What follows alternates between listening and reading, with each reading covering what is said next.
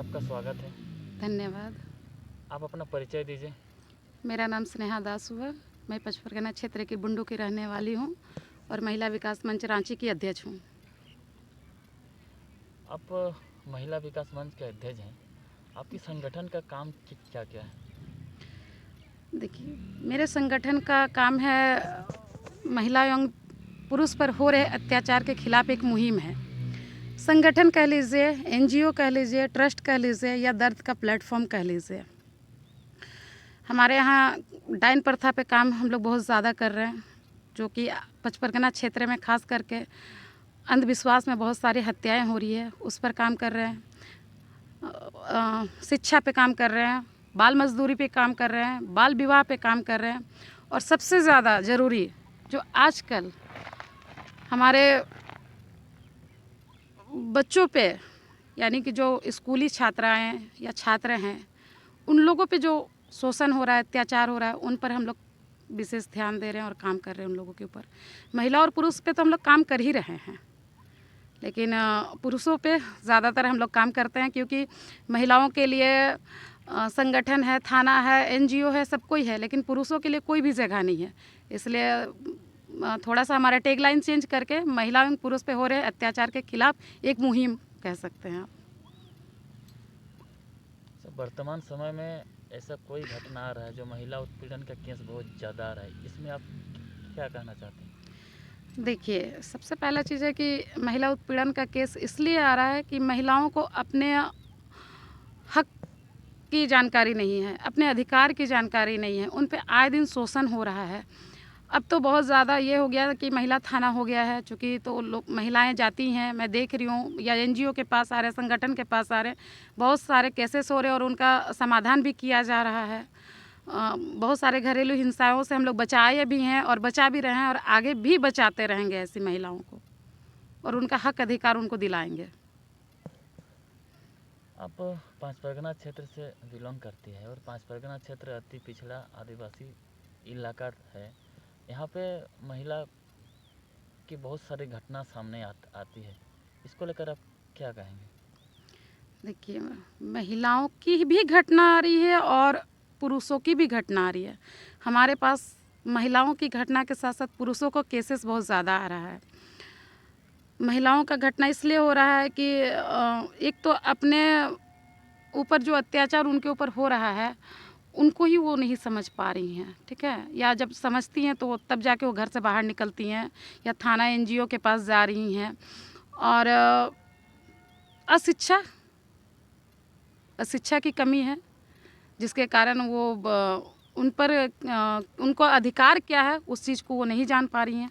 अपने अधिकार की अगर बात करें, उनके अधिकार की बात, तो हमारे यहाँ क्या होता है कि मैट्रिक लिख लिए तो शादी कर दिए, 8 क्लास में है बच्चियाँ तो शादी कर लिए। तो वो शारीरिक से भी वो कंप्लीट नहीं हो पाती और मानसिक से भी वो कंप्लीट नहीं हो पाती हैं। और इस तरह से जब उनको शादी ब्याह कर दिया जाता है, ससुराल में वो प्रताड़ित होती है, क्योंकि भाई पति वाले को चाहिए ससुराल वाले को एकदम परफेक्ट बहू। तो कम उम्र की बच्चियों से आप शादी कीजिएगा तो इतना परफेक्ट कहाँ से मिलेगी लड़की? मैच्योर्ड होना चाहिए, दिमागी तौर पर भी और शारीरिक तौर पर भी। अभी हाल फिलहाल में एक बड़ी घटना सामने आई थी कि रानाडी में कि एक ही डायन प्रथा को लेकर ट्रिपल मर्डर का केस आई थी। इसको लेकर आपका संगठन क्या काम की थी? देखिए, इस पर हम लोगों ने रानाडी गांव गए, वहाँ पे एक भी व्यक्ति नहीं मिला।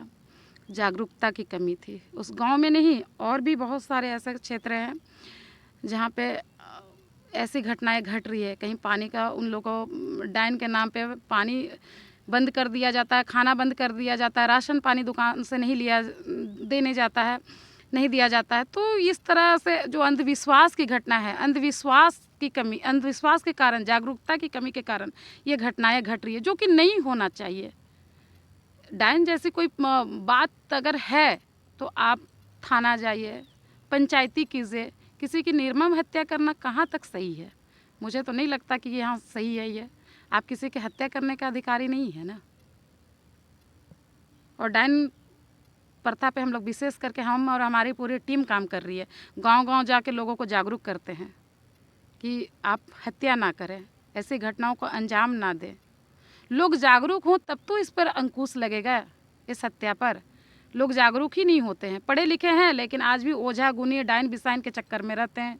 हम एंड्रॉयड मोबाइल तो चला रहे हैं लेकिन दिमाग को एंड्रॉयड नहीं कर पाते हैं। और फिर वही अंधविश्वास, बीमार है तो हम डॉक्टर के वजह जाने के बजाय ये कहते हैं कि नहीं फल्ला ने मेरे साथ बिगाड़ दिया, चिल्ला ने ये कर दिया वो कर दिया। अगर इतना ही वो डाइन जैसी कोई बात होती तो जिसको आप मारते हैं वो अपनी बचाव ज़रूर करती। अंधविश्वास से निकलिए, मेरा यही कहना है कि अंधविश्वास से आप निकलिए और इतना घिनौना काम को वारदात को अंजाम मत दीजिए। अभी जो हाल ही में अभी वर्तमान जो घटना हुई है, रांची के पल्लवी कुमारी को हत्या कर दी गई और रेल ट्रैक में फेंका गया है, इसको लेकर आप क्या कहेंगे? देखिए उस पर मैं यही कहना चाहती हूँ कि ये एक निर्मम हत्या है और एक दलित लड़की की हत्या हुई है प्रेम जाल में। और एक पल्लवी की ही नहीं, आए दिन रोज़ एक पल्लवी मर रही है प्रेम के झूठे जाल में फंस करके। अपना कैरियर को पहचानो, अपने पढ़ाई लिखाई करो। ये लव के चक्कर में आज पता नहीं कितनी सारी बच्चों की हत्या हो जा रही है, जो नहीं होना चाहिए। और उस हत्यारे को कड़ी से कड़ी सज़ा मिलनी चाहिए और उस पर भी हम लोग जाएंगे, पल्लवी के घर जाएंगे और ये पूरे मामले की छानबीन करेंगे, जानकारी लेंगे और उसका प्रशासन की ओर से जितना भी हो सके पल्लवी को न्याय दिलाने की कोशिश करेंगे।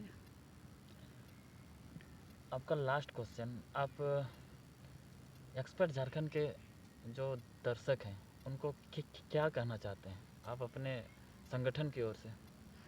देखिए मैं आपके न्यूज़ चैनल को यही कहना चाहती हूँ या अपने पूरे झारखंड में, मेरा संगठन आज हर एक स्टेट में काम कर रहा है। झारखंड, बिहार, उड़ीसा, बंगाल, तेलंगाना, राजस्थान, हर जगह पे काम कर रहा है। और आए दिन एक मतलब हमारी टीम तरह तरह के केसेस पे काम करती है। विशेष है मैं उन बच्चियों और उन लड़कों पे बात करना चाहती हूँ जो कि आज के डेट पे लड़कियां तो मर रही है, कट रही हैं, हत्या भी हो रहे हैं, लेकिन लड़के भी कम नहीं हैं, इस पर पिस रहे हैं। सबसे पहले कि मोहब्बत तो दोनों करते हैं, लड़का लड़की। उसके बाद 2 साल 3 साल तक रिलेशनशिप में रहते हैं, बात नहीं बनती है, थाना तक पहुंचते हैं। थाना में सीधे लड़का पे 376 का धारा लगा दिया जाता है और वो चला जाता है जेल। भाई मोहब्बत करके भी आप जेल ही जा रहे हो और बलात्कार करके भी आप जेल ही जा रहे हो, तो कैसा कानून है? थोड़ा सा इस पर बदलाव होना चाहिए। और सीधी बात है कि अगर आप रिलेशनशिप में रह रहे हो तो ये कैसा रिलेशनशिप है भैया कि आप शादी से पहले आप जाके रिलेशन बना रहे हो? हमारे हिंदू रिवाज में तो ये नहीं कहता है कि आप शादी से पहले किसी से शारीरिक संबंध में आप रहो, लेकिन आप खुद से रहती हैं और बात नहीं बनती है तो थाना तक जाते हो। और थाना में भी क्या होता है कि या तो फिर दोनों के बीच में समझौता होता है, 5-10 लाख जैसा लड़का वैसा ऐठो और सेटलमेंट करो, और नहीं बात बनती है तो फिर जाकर आप जेल चले जाओ, सीधे केस है। या तो फिर वो शादी का एक आखिरी दबाव बनता है, जो नहीं होना चाहिए। आज के डेट पे छोटे शहरों और बड़े शहरों में भी यही देखने के लिए मिलता है कि रिलेशनशिप में सबसे ज़्यादा केसेस हो रही हैं, कपल के बीच सबसे ज़्यादा हो रही है। घरेलू उत्पीड़न तो है ही है, लेकिन सबसे ज़्यादा लड़के लड़कियों पे केस हो रहे हैं, जो नहीं होना चाहिए। पहले एक दूसरे को जानो समझो, घर पे बात रखो, लेकिन हम घर से छुपा के रहते हैं। कॉलेज के नाम पे पैसा लेते हैं, स्कूल के नाम पे पैसा लेते हैं, मिस यूज कर रहे हैं अपने गार्जियन के पैसों को, अपने समय को, जो नहीं होना चाहिए। और बाद में पूरा परिवार पिसाता है इस केस पर, पूरा समाज बदनाम होता है। ये नहीं होना चाहिए, मेरा यही मैसेज है। चलिए, बहुत बहुत धन्यवाद।